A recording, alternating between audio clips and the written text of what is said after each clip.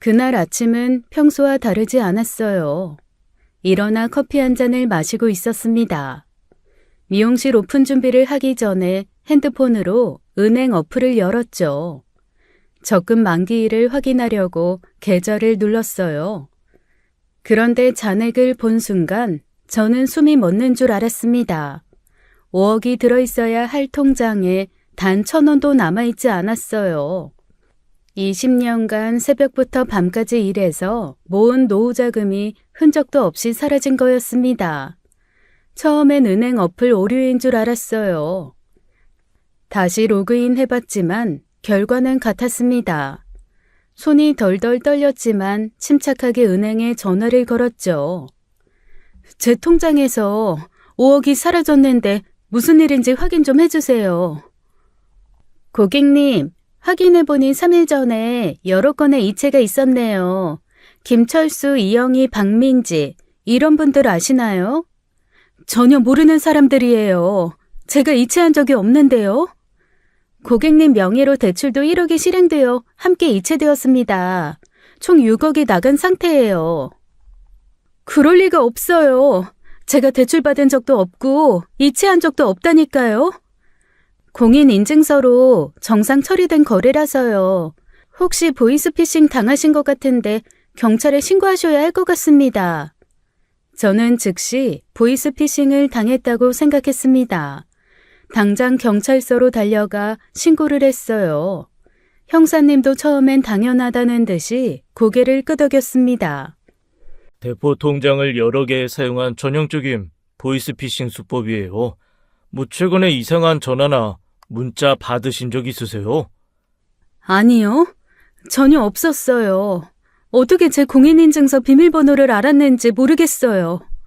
요즘은 해킹 기술이 교묘해서요. 일단 대포 통장 추적부터 시작하겠습니다. 며칠만 기다려주세요.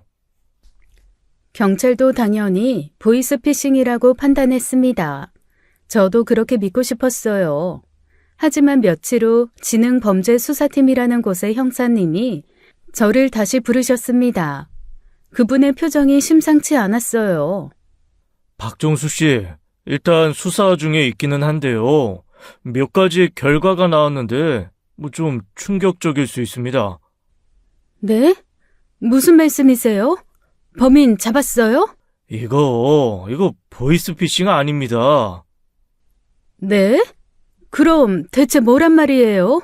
누가 제 돈을 가져간 건데요? 20년 정말 긴 세월이었어요. 파마약 냄새에 찌들어 살면서 손님들 비위 맞추면서 한 푼 두 푼 모은 피 같은 돈이었습니다. 그 돈이 단 3일 만에 흔적도 없이 사라진 거예요. 저는 믿을 수가 없었죠. 안녕하세요. 저는 50 초반의 미용실 사장입니다. 남편과 아들과 함께 살고 있었어요. 평범한 가정이라고 생각했죠.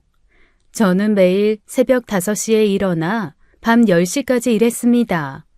주말도 없이 20년을 그렇게 살았어요. 미용실 하나로 가족 생각하며 그저 열심히 살았습니다. 그렇게 피땀 흘려 모은 5억이 한순간에 사라진 거예요.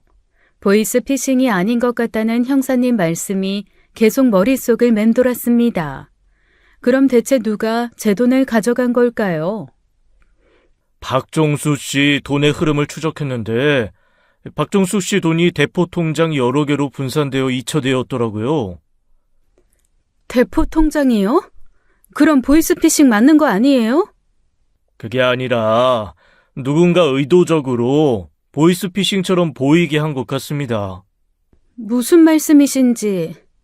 그러니까 박정숙 씨를 속여서 이체를 하게 하거나 해킹 툴을 이용해서 이체를 한 게 아니라요. 직접 박정수 씨 인증서를 통해 대포 통장으로 돈을 입금하고 입금받은 그 돈을 일시에 모두 빼버렸어요. 제가 똑똑하지 못해서 무슨 말씀이신지. 박정숙 씨 면식범 소행이라고요. 네? 제가 아는 사람이 그랬다고요?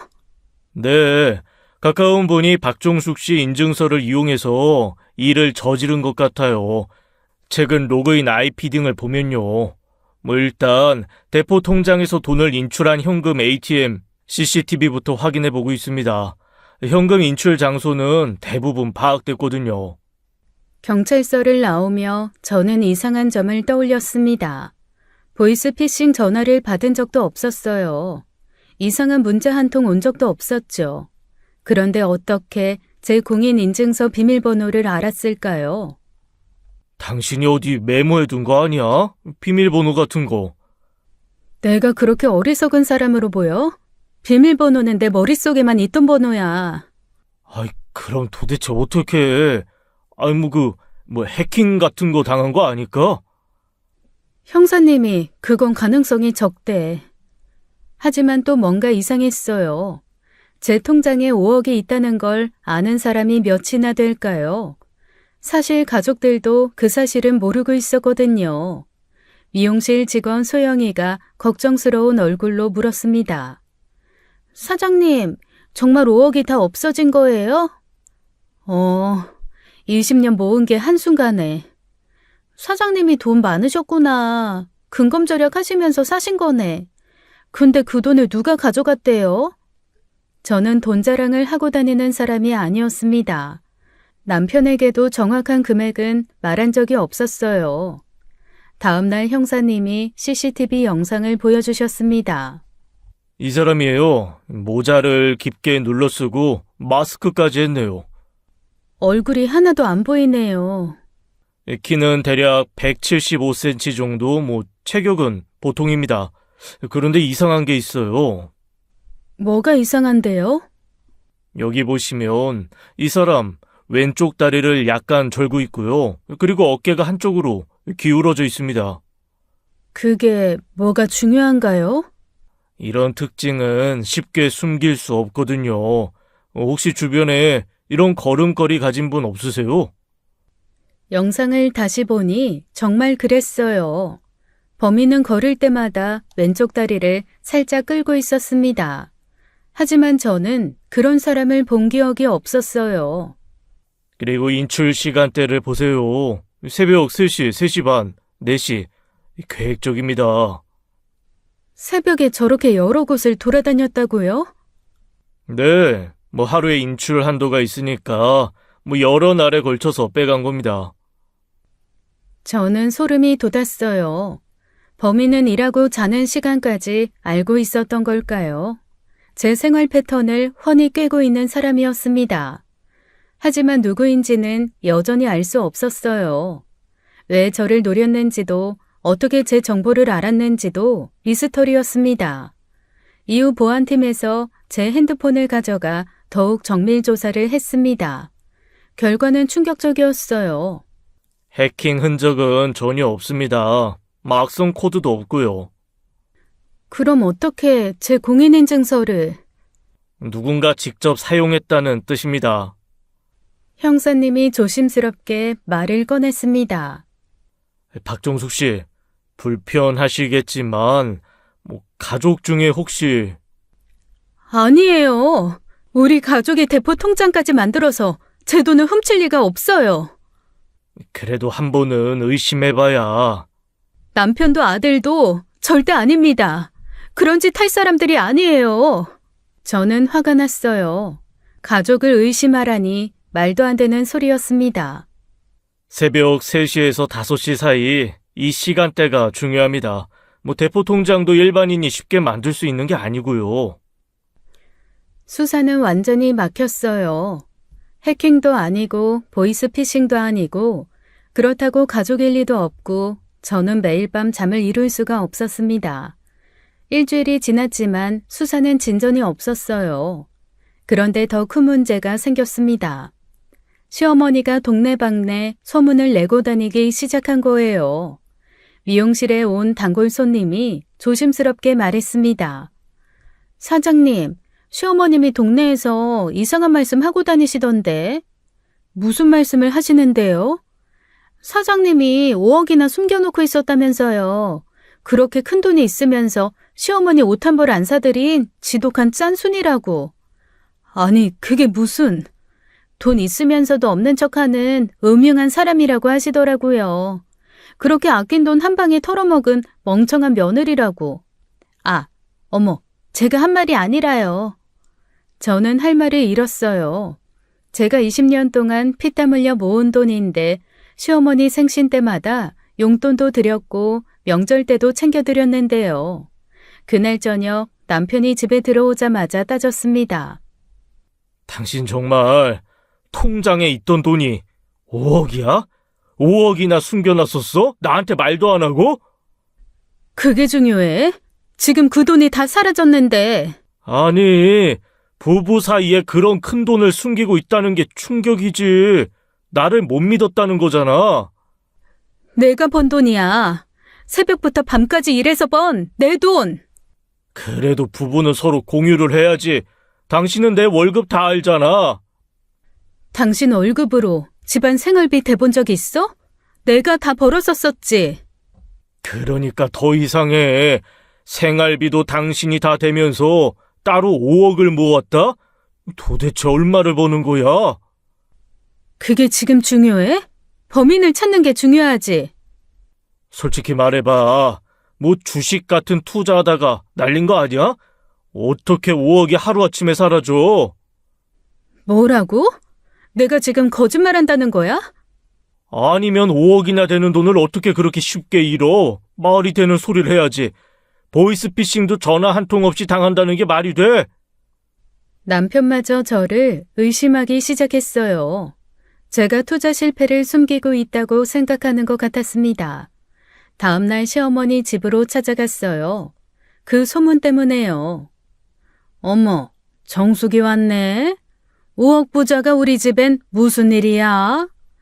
어머니, 왜 그런 말씀을 동네에서 하고 다니세요?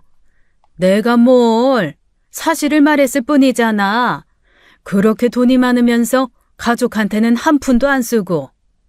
제가 어머니께 안 해드린 게 뭐가 있어요. 생신 때마다 용돈도 드리고 명절 때도. 용돈?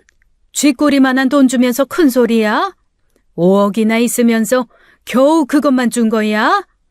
어머니, 그건 제가 20년 동안 고생해서 모은 노후자금이에요. 노후자금? 웃기고 있네. 시어머니는 굶어 죽어도 상관없고 혼자만 편하게 살겠다는 거지? 제가 언제 어머니를 굶긴다고 했어요. 그 돈으로 뭘 했는지 누가 알아?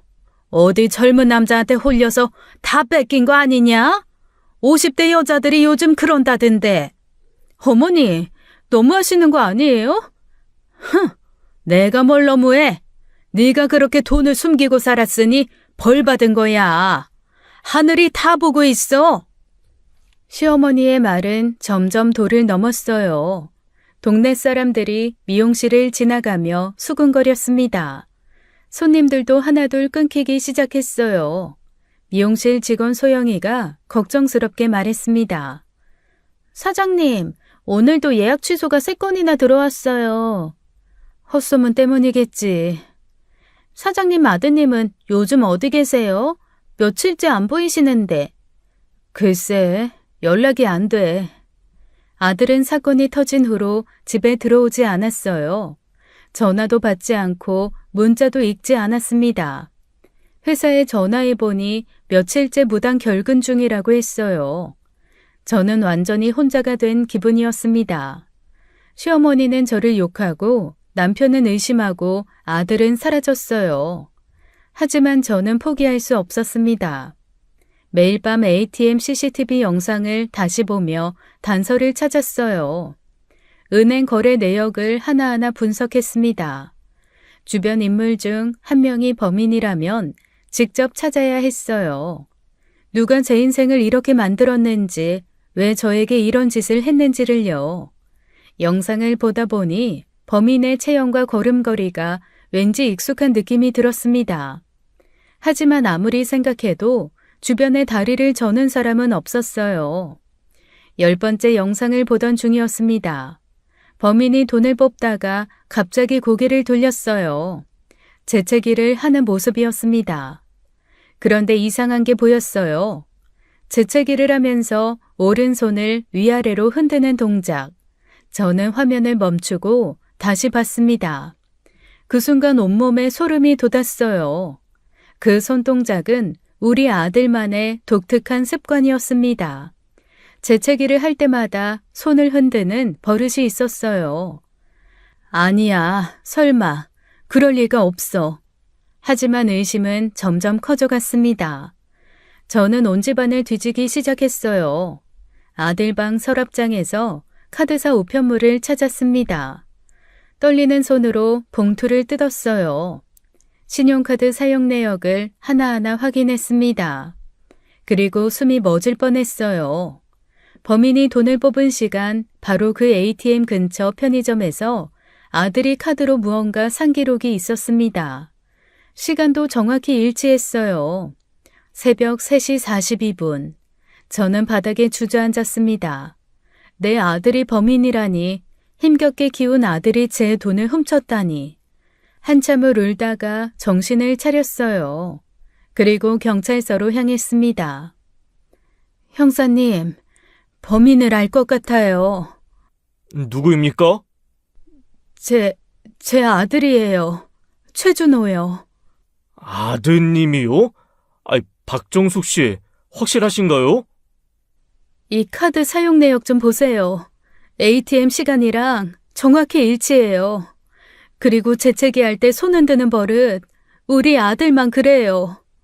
일단 아드님을 찾아서 조사해 보겠습니다. 며칠째 연락이 안 돼요. 회사도 무단 결근 중이고. 경찰은 즉시 아들을 찾기 시작했습니다. 이틀 후 친구 집에 숨어있던 아들을 찾아냈어요. 경찰서 조사실에서 아들과 마주했습니다. 아들은 저를 쳐다보지도 못했어요. 최준호 씨, 어머니 돈 5억을 빼돌린 사실 있습니까? 아니요. 좀 모르는 일이에요. 엄마가 왜 저를 의심하는지 모르겠어요. ATM CCTV에 다 찍혀 있습니다. 재채기하면서 손 흔드는 것까지 다요. 그게 저라는 증거 어디 있어요? 얼굴도 안 보이는데. 편의점 카드 결제 기록도 있고 당신 걸음걸이도 확인했어요. 일부러 다리 절뚝이는 연기한 거 아닙니까? 아니에요. 최준호 씨, 우리가 바보로 보입니까? 당신 휴대폰 위치 추적도 다 했어요. ATM 위치와 그 시간이 정확히 일치합니다. 그건 우연의 일치예요. 우연? 새벽 3시에 ATM 5곳을 돌아다니는 게 우연이라고요? 그리고 대포 통장 만든 브로커도 이미 잡았습니다. 당신 얼굴 다 기억한다고 하던데요. 그 말은 사실 거짓이었어요. 하지만 아들은 당황하기 시작했습니다. 브로커가 절 기억한다고요? 네, 모든 증거가 당신을 가리키고 있어요. 지금 자백하면 감형 받을 수 있습니다. 끝까지 부인하면 더 불리해져요. 제가 그랬다고 치더라도, 저는 아들이니까, 친족 상도례, 그거 적용해서 처벌 못하는 거 아닌가요? 전자금융거래법 위반으로 그거 적용 안 돼요. 법 자체도 없어졌고. 네? 그게 왜 없어져요? 최준호 씨 같은 분들 때문 아니겠어요? 하여간 어머니가 20년 동안 고생해서 모은 돈 아닙니까? 왜 그런 짓을 했어요? 3시간의 조사 끝에 아들이 입을 열었습니다. 네, 제가 했어요. 엄마 돈 5억 빼돌렸어요. 왜 그런 짓을 했습니까? 코인 투자하려고, 친구가 확실한 정보가 있다고 해서 10배로 불려서 돌려놓으려고 했는데 다 날렸어요. 보이스피싱으로 위장하려고 대포 통장도 만든 거죠? 네, 들키지 않을 줄 알았어요. 엄마가 보이스피싱 당했다고 생각하면 포기할 줄 알았는데 CCTV 때문에 일부러 다리 절뚝인 거 맞죠? 네, 혹시 들켜도 다른 사람으로 보이려고. 평소엔 멀쩡하니까 의심 안 받을 거라고 생각했어요. 경찰서 밖에서 그 말을 들은 저는 다리가 풀렸어요. 아들이 CCTV를 의식해서 일부러 다리를 절었다니 얼마나 치밀하게 계획한 범행인지 알 수 있었습니다. 저는 눈물을 닦고 경찰서로 들어갔어요. 아들과 마주 앉았습니다. 준호야, 엄마 얼굴 좀 봐. 엄마, 죄송해요. 정말 돌려드리려고 했어요. 20년이야. 내가 20년을 일했어.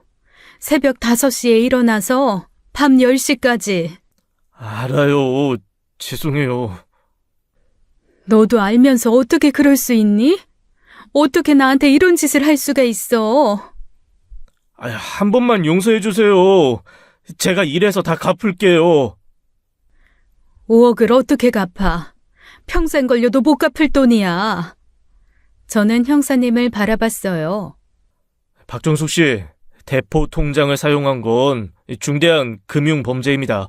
이제 저희가 수사를 진행할 겁니다. 엄마, 제발 도와줘요.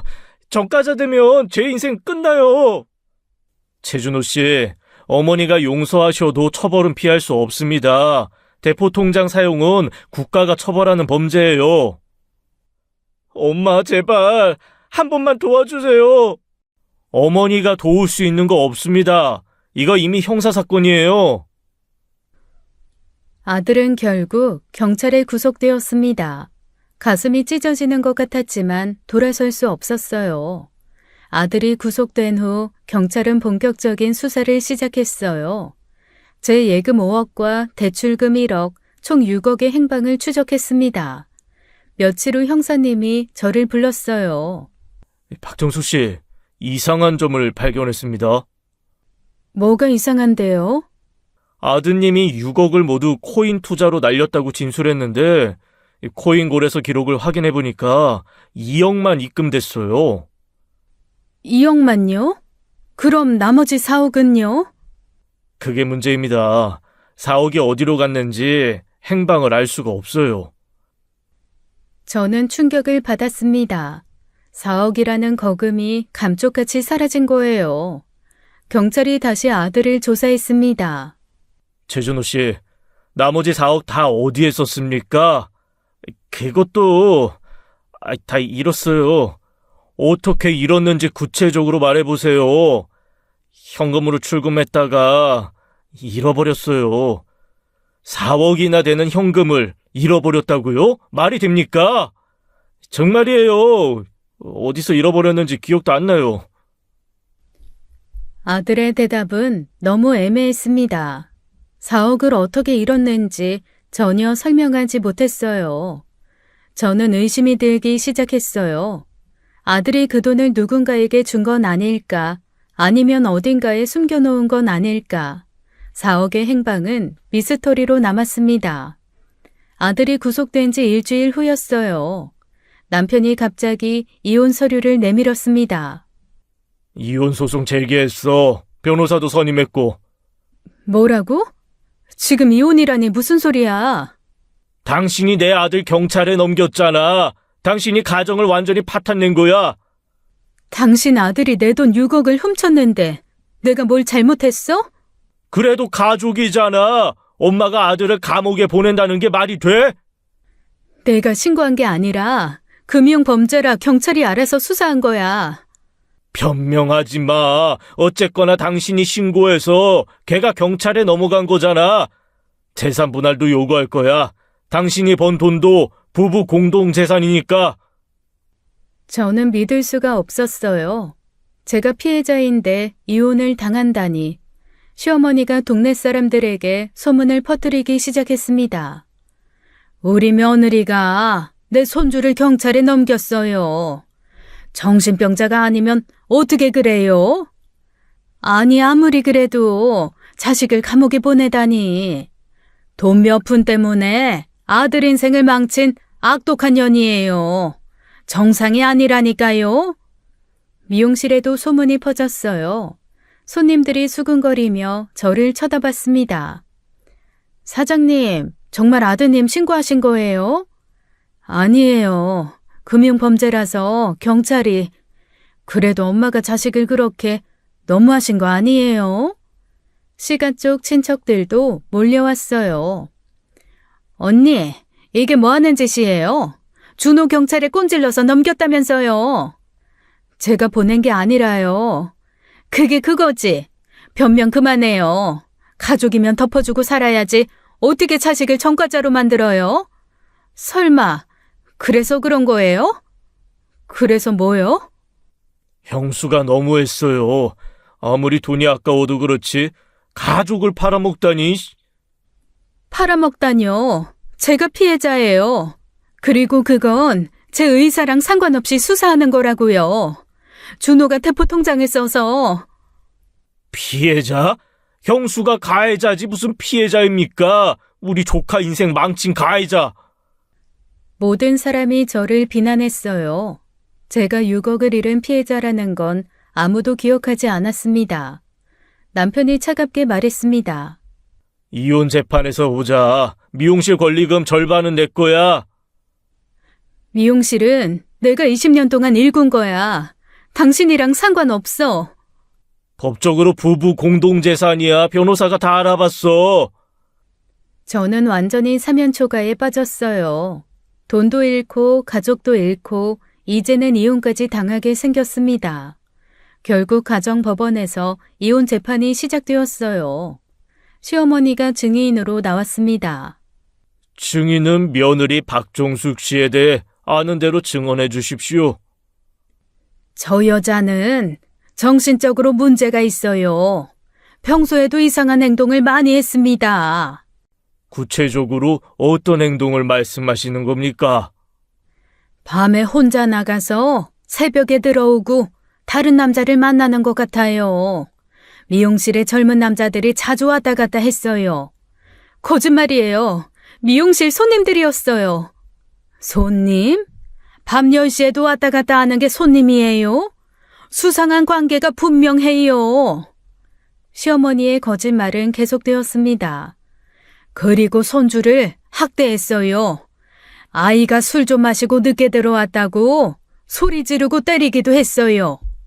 언제 내가 준호를 때렸어? 한 번도 손댄 적 없어요. 돈에 집착하는 것도 병적이었어요. 5억이나 숨겨놓고 가족한테는 한 푼도 안 썼잖아요. 이거 정상이 아니에요. 남편 측 변호사가 나섰습니다. 피고는 원고의 아들을 경찰에 신고해 전과자로 만들었습니다. 이는 정상적인 어머니의 행동이 아닙니다. 금융범죄라서 경찰이 수사한 거예요. 피고의 미용실 권리금 1억과 집 시세 6억 중 절반을 재산 분할로 요구합니다. 저는 충격을 받았어요. 제가 평생 일해서 마련한 것들을 빼앗기게 생겼습니다. 재판이 끝나고 미용실로 돌아왔어요. 직원 소영이가 울상이었습니다. 사장님, 오늘도 예약이 다 취소됐어요. 이번 달 매출이 작년에 10분의 1도 안 돼요. 아, 진짜 아주 울고 싶은 사람 죽이려고들 드네. 사장님이 아들 감옥에 보낸 악독한 사람이라고 다들 수군거려요. 이러다 정말 폐업할 것 같아요. 어쩌죠? 변호사를 선임하는데 2천만 원이 들었습니다. 미용실 수입이 끊겨서 생활비도 부족했어요. 결국 대출을 받아야 했죠. 박정숙 씨, 이미 1억 대출이 있으신데 추가 대출은 어렵습니다. 미용실 담보로라도. 미용실이 현재 영업이 안 되고 있다고 들었는데요. 담보 가치가 없습니다. 사면초가였어요. 돈도 없고 가족도 등졌고 생계마저 막막했습니다. 하지만 저는 포기할 수 없었어요. 제가 잘못한 게 없는데 왜 제가 모든 걸 잃어야 하나요? 박정숙 씨, 상대가 거짓 증언하는 거 입증해야 돼요. 증거가 필요하다고요. 벼랑 끝에 몰렸지만 저는 굴복하지 않기로 했습니다. 저는 시어머니의 거짓말을 반박할 증거를 모으기 시작했어요. 미용실 CCTV 영상을 전부 확인했습니다. 시어머니가 제가 다른 남자를 만났다고 주장한 날들이었어요. 다음 재판에서 증거를 제출했습니다. 재판장님, 이 영상들을 보십시오. 증인이 주장한 날짜와 시간에 피고는 미용실에서 일하고 있었습니다. 이 영상을 확인하겠습니다. 확실히 박종숙 씨가 미용실에서 손님 머리를 하고 있네요. 네, 밤 10시까지 일하는 모습이 다 기록되어 있습니다. 분류는 완전히 거짓이에요. 직원 소영이가 증인으로 나왔어요. 사장님은 20년 동안 개미처럼 일만 하셨어요. 새벽 5시에 나오셔서 밤 10시까지요. 다른 남자가 미용실에 자주 왔다는 증언이 있었는데요. 손님들이었어요. 남자 손님도 파마하고 염색하러 오잖아요. 사장님은 일 외에는 아무것도 안 하셨어요. 박정숙 씨가 아들을 학대했다는 증언도 있었는데 본 적 있습니까? 한 번도 없어요. 오히려 아들 밥 먹으라고 챙기시느라 본인은 김밥으로 때우실 때가 많았어요. 저는 20년치 자료를 제출했습니다. 이것은 20년간 미용실 매출 장부와 세금 납부 증명서입니다. 이거 확인해보니 모든 수입이 박종숙 씨 명의로 되어 있네요. 네, 피고가 혼자 일해서 번 돈입니다. 남편의 기여는 전혀 없습니다. 시어머니가 당황하기 시작했어요. 증인, 거짓 증언을 하신 겁니까? 아니, 그게 제가 본대로 말한 거예요. CCTV 영상이 다 있는데 어떻게 본대로라고 하십니까? 착각했나 봐요. 판사가 단호하게 말했습니다. 증인, 위증은 심각한 범죄입니다. 모르십니까? 이후 증인의 증언은 신빙성이 없다고 판단됩니다. 증인 자격을 박탈하겠습니다. 재판장님, 저는 거짓 증언은 위증죄에 해당합니다. 고발당할 수 있다는 점 아십니까? 시어머니는 아무 말도 못하고 법정을 나갔어요. 남편 측 변호사가 당황했습니다. 그래도 피고가 가정을 파탄낸 것은 사실입니다. 가정 파탄의 원인은 아들의 횡령과 남편의 방조입니다. 피고는 피해자일 뿐이에요. 저는 시어머니의 거짓 증언을 완벽하게 반박했어요. 이렇게 이혼 소송이 진행되는 와중에 아들은 사라졌습니다. 경찰 조사를 받던 중 갑자기 사라졌어요. 무서웠는지 완전히 잠적한 거였죠. 경찰로부터 출석 통보서가 계속 왔어요. 첫 번째, 두 번째, 세 번째, 볼 때마다 한숨만 나왔습니다. 어느 날 형사님이 직접 전화를 주셨어요. 박정수 씨, 아들이 계속 출석에 불응하고 있습니다. 저도 연락이 안 돼요. 어디 있는지 모르겠어요. 이대로 가면 영장 신청하고 수배 절차 들어갑니다. 그렇게 되면 아무리 초범이어도 집행유예는 어려워요. 집행유예가 어렵다고요? 네, 도주한 전력이 있으면 실형이 거의 확정입니다. 아드님 아직 어리시잖아요. 아드님 미래 생각해서라도 일 키우지 않는 게 좋아요. 형사님, 정말 실형을 받나요? 대포 통장 사용에 도주까지 하면 최소 1년은 나올 겁니다. 자수하면 그나마 감형받고 초범이라 집행유예 받을 수 있어요. 일 괜히 키우지 마시고 경찰서에 출두하라고 해주세요. 전화를 끊고 생각에 빠졌어요. 아들이 어디 숨을 곳이 있을까? 갑자기 시어머니 집이 떠올랐습니다. 다음날 시어머니 집으로 향했어요. 초인종을 누르자 한참 만에 시어머니가 나왔습니다. 뭐하러 왔어? 어머니, 준호 소식 들으셨어요? 그 녀석이 왜? 난 모르는 일이야. 현관에 들어서는 순간 이상한 게 보였어요. 신발장에 남자 운동화가 한 켤레 더 있었습니다. 준호가 자주 신던 나이키 운동화와 똑같았어요. 현관에 붙어있는 베란다에는 재떨이도 있었고요.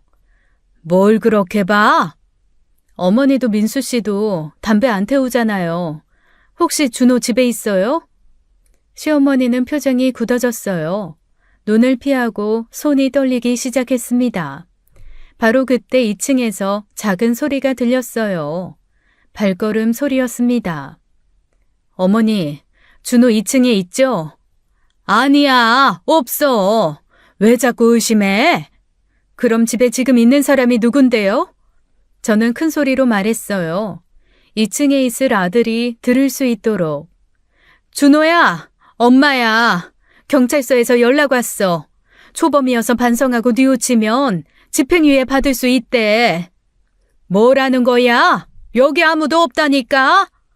계속 도망 다니면 실형이래. 교도소 가고 싶어? 제발 나와서 경찰서에 출두해. 저는 계속 큰 소리로 말했어요. 최준호, 이미 대포통장 쓴 거 다 들켰으니까 도망쳐도 소용없어. 일 키우지 마. 그만해라. 동네 창피하게. 준호야, 인생 망치지 말고 지금이라도 정식 재판 받아. 잘못을 뉘우치면 판사님도 선처해 주실 거야.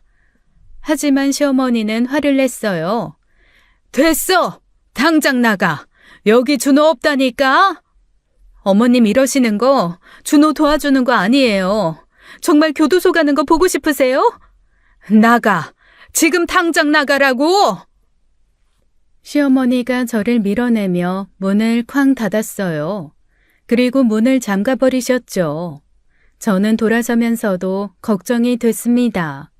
아들이 정말 교도소에 가게 될까 봐요. 그로부터 일주일 후였어요.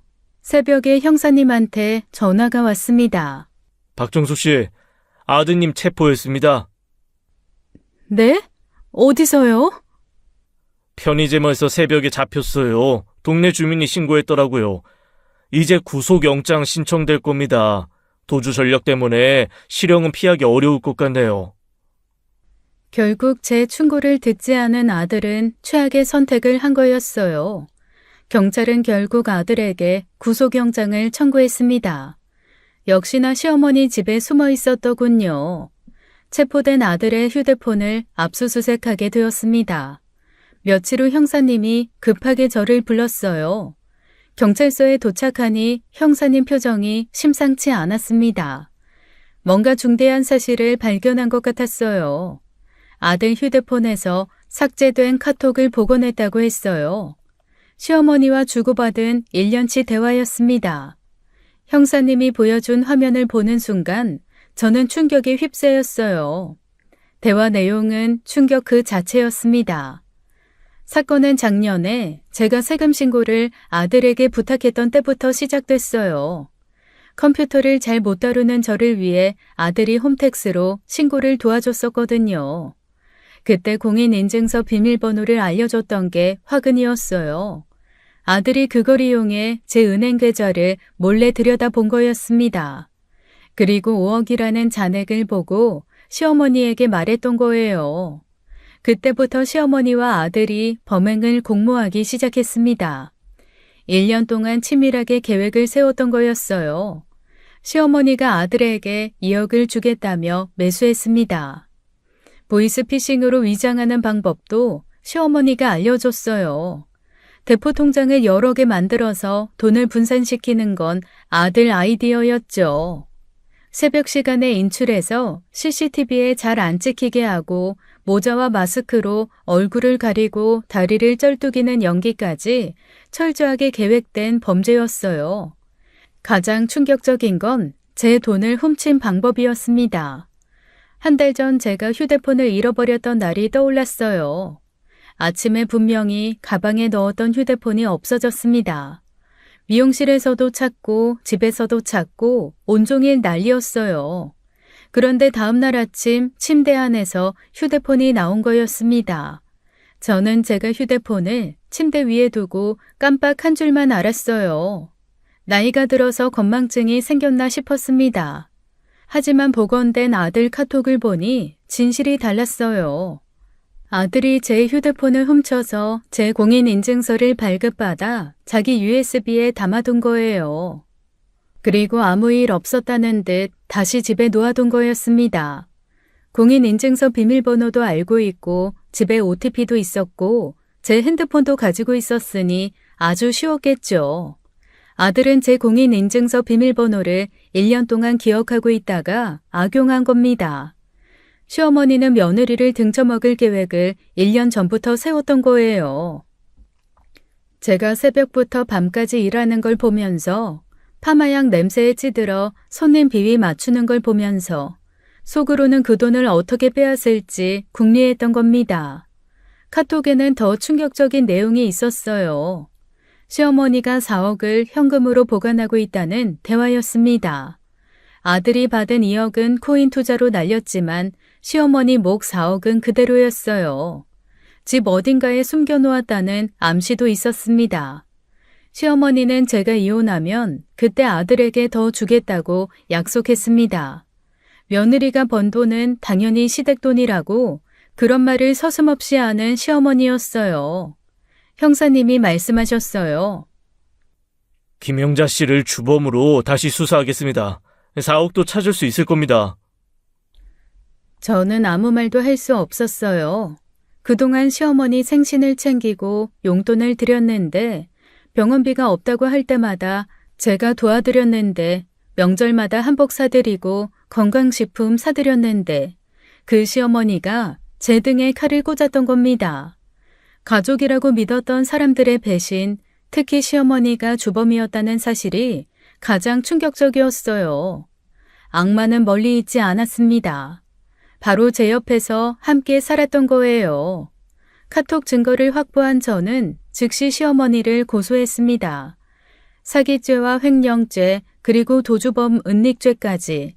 형사님도 이제는 시어머니가 주범이라는 걸 확신했습니다. 검찰은 신속하게 움직였어요. 시어머니와 아들을 공범으로 기소했습니다. 6억 원 사기 사건의 주범과 공범이라는 명확한 구도였어요. 시어머니는 끝까지 혐의를 부인했습니다.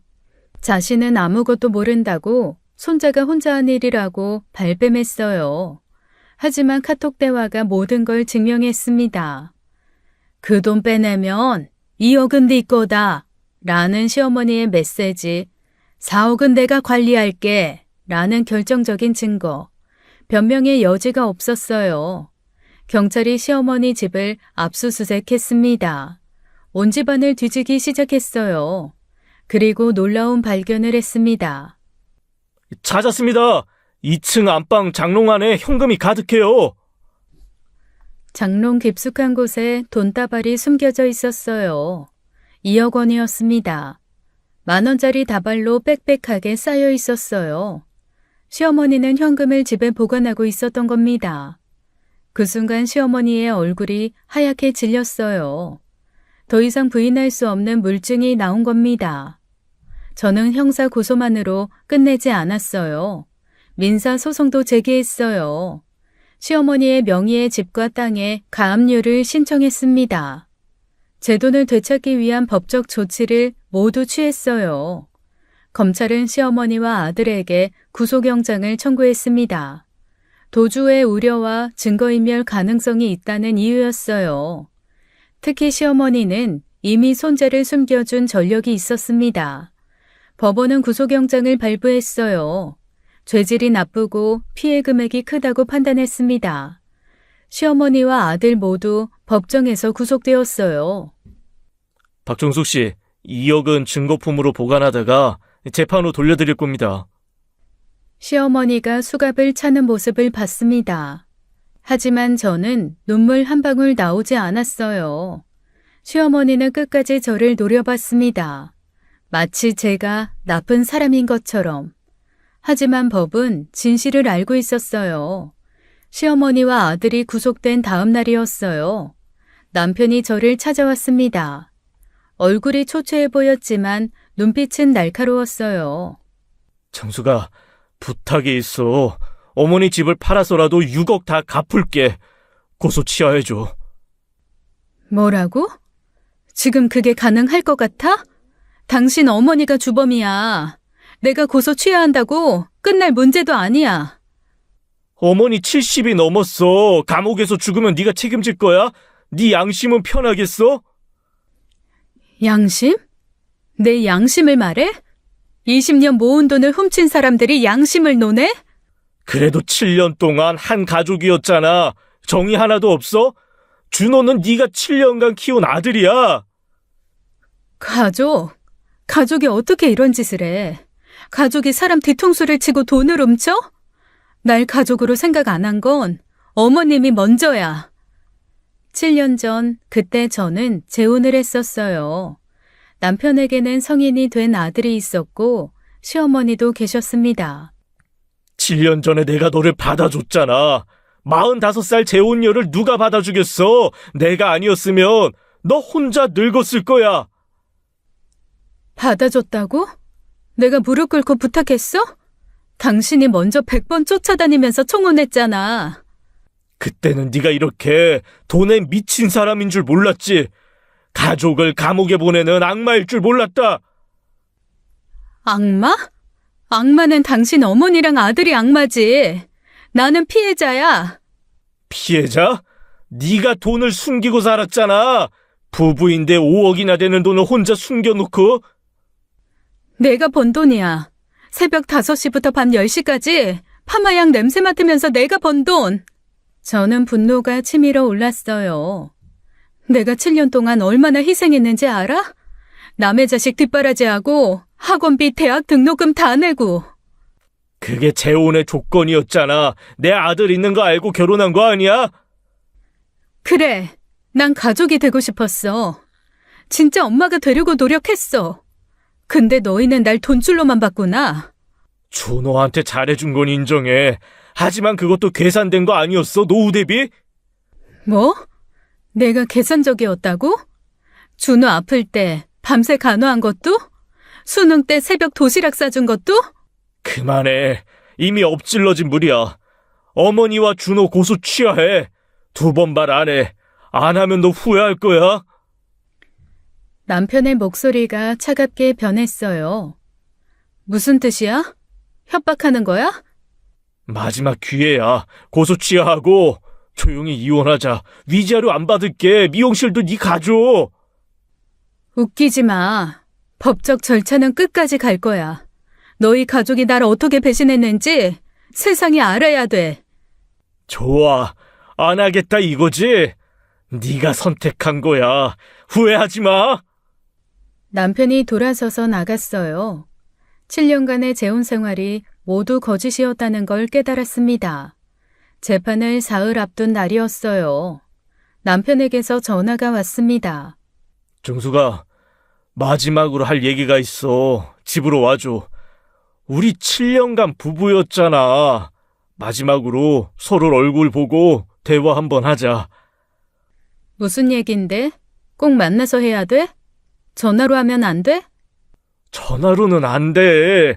직접 만나서 얘기해야 할 중요한 일이야. 어머니 집으로 와. 서로에게 좋은 제안이 있어. 뭔가 불안했지만 갔어요. 마지막으로 들어볼 필요가 있다고 생각했습니다. 시어머니 집 현관문을 열고 들어갔어요. 왔구나. 거실로 와. 앉아서 차분하게 얘기하자. 무슨 할 얘기가 뭐야. 빨리 말하고 끝내. 여기 오래 있고 싶지 않아. 차라도 한잔 하면서 얘기하자. 그렇게 급할 거 없잖아. 어차피 재판 전에 정리해야 할 일이니까. 남편이 차를 가지러 간 사이 이상한 느낌이 들었어요. 집안이 너무 조용했습니다. 창문마다 커튼이 쳐져 있었고 현관 근처에 뭔가 준비해둔 물건들이 보였어요. 그때 갑자기 찰칵 소리가 들렸어요. 현관문이 잠긴 거였습니다. 뭐 하는 거야? 문 열어.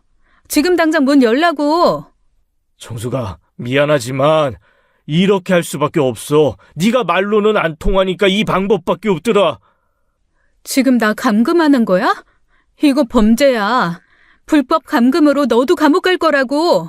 고소 취하서랑 탄원서만 쓰면 바로 내보낼게. 간단한 일이야. 종이 2장에 서명만 하면 우리 모두 자유로워져. 남편이 미리 준비해둔 서류를 내밀었어요. 시어머니와 아들의 선처를 부탁하는 탄원서였습니다. 고소 취하서도 함께 있었고 심지어 합의서까지 준비되어 있었어요. 여기 서명만 하면 돼. 그럼 모든 게 끝나. 6억도 어머니 집 팔고 내 퇴직금 합쳐서 갚을게. 다시 예전처럼 살 수도 있어. 미쳤어? 내가 왜 그걸 써? 너희가 범죄를 저질렀는데 왜 내가 용서해야 돼? 어머니 고령이야. 감옥에서 3년만 있어도 거기서 죽을 거야. 네가 시어머니를 죽인 며느리로 평생 살고 싶어? 준호도 전과자 되면 인생 끝이야. 취직도 못하고 결혼도 못해. 그건 너희가 자초한 일이야. 죄를 지었으면 벌을 받아야지. 나한테 책임 전가하지 마. 저는 절대 쓰지 않겠다고 버텼어요. 남편의 표정이 점점 험악해졌습니다. 준비해둔 시나리오대로 되지 않자 초조해하는 게 보였어요. 좋아. 그럼 여기서 생각 좀 해봐. 마음 바뀔 때까지 있어. 시간은 충분히 줄게. 이틀이든 사흘이든 네가 서명할 때까지 기다릴 거야. 불법 감금으로 신고할 거야. 네가 이러면 너도 전과자 돼. 핸드폰은 내가 가져갈게. 소리 질러도 소용없어. 알잖아. 어머님 집 외진 거. 주변에 사람들 없어. 옆집까지 500m야. 네가 소리쳐도 아무도 못 들어. 남편이 제 핸드폰을 빼앗고 방문을 나갔어요. 저는 문을 두드리며 소리쳤지만 소용없었습니다. 창문도 모두 잠겨 있었고 밖에서 못으로 고정시켜 놓은 것 같았어요. 심지어 방범창까지 되어 있어 창을 깨고 나갈 수도 없었죠. 첫날은 그래도 버틸만 했어요. 하지만 남편은 물 한 잔 주지 않았습니다. 화장실도 못 가게 했어요. 방 한 구석에 있는 양동이를 쓰라고 했습니다. 둘째 날이 되자 목이 타들어갔어요. 온몸에 힘이 빠지기 시작했습니다. 입술이 갈라지고 어지러움증이 심해졌어요. 정수가 아직도 고집 부릴 거야? 서명만 하면 끝이야. 시원한 물도 주고 밥도 줄게. 왜 쓸데없이 고생해? 절대 안 써. 죽어도 안 써. 왜 이렇게 고집을 부려? 어차피 재판 가면 너도 불리해. 재혼 전에 네가 전 남편 재산 빼돌렸다는 증언도 준비했어. 가짜 증인도 세울 수 있어. 거짓말. 다 거짓말이야. 판사가 안 속아. 그럴까? 내가 7년간 모아둔 자료가 있어. 네가 얼마나 돈에 집착하는 사람인지 보여줄 증거들이야. 그때도 저는 굴복하지 않았어요. 정의가 이길이라 믿었습니다. 비록 몸은 힘들었지만 정신만은 놓지 않았어요. 내일까지만 기회를 줄게. 안 쓰면 정말 끝까지 갈 거야. 병원에 데려가지도 않을 거고 네가 쓰러져도 모른 척 할 거야. 끝까지 가. 너도 감옥 갈 거야. 난 네가 자발적으로 왔다고 증언할 거야. 부부싸움이었다고 하면 끝이야. 증거도 없잖아. 2일째 밤 11시쯤이었어요. 의식이 흐릿해지기 시작했습니다. 갑자기 밖에서 큰 소리가 들렸어요. 경찰입니다. 문 열어주세요. 안 열면 강제 진입합니다. 쿵, 쿵, 쿵. 문을 부수는 소리가 들렸어요. 남편이 허둥지둥 뛰어다니는 소리도 들렸습니다. 뭐야?